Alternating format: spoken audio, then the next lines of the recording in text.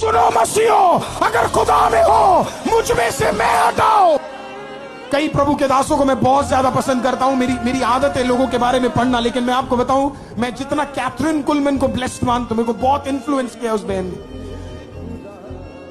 आसान नहीं होता जब प्रभु की आत्मा, वो एक अद्भुत प्रभु की दासी थी, वो एक प्रभु के दास के साथ ही उसने शादी की थी, लेकिन उसकी सेवकाई ना उठ नहीं पा रही थी। बार बार खुदा उससे बोल रहा था कि कुछ चीजें तुझे छोड़नी पड़ेंगी। खुदा से पूछा क्या छोड़ना पड़ेगा, तो खुदा ने बोला ये छोड़ना पड़ेगा जो तेरे साथ चल रहा है। और आपको पता उसने क्या, उसने सब त्याग दिया, घर त्याग दिया, परिवार त्याग दिया, लोग त्याग दिए।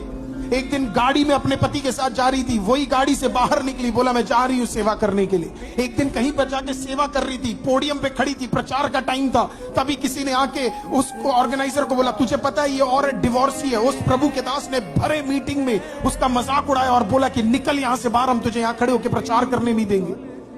उस मीटिंग के अंदर जब वो चल के जा रही थी, उस मीटिंग के अंदर एक जना खड़ा था, उसने बोला प्रभु की दासी कहीं मत जाओ, आप मेरे घर पे आओ। वो घर पे गए, जो भलाई उस मीटिंग में होना था, उस दिन वो भलाई उस घर के अंदर हो गया।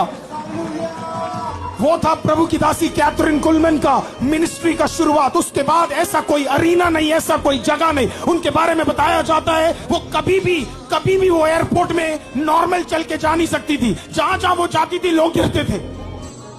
स्लेइंग इन द स्पिरिट होता था, अगले लेवल के प्रेजेंस में वो रहती थी। तो इसके लिए लोगों को उन्हें क्या करना पड़ता था पता है, जब वो एयरपोर्ट में आती थी लोगों को लिटरली अंडरग्राउंड उनको लेकर जाना पड़ता था, क्योंकि उतने अभिषेक में वो प्रभु की दासी रहती थी।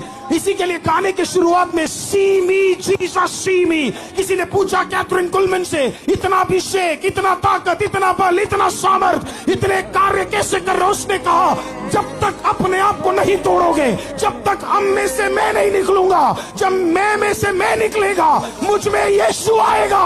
हालेलुया। उसने कहा तोड़ना पड़ेगा।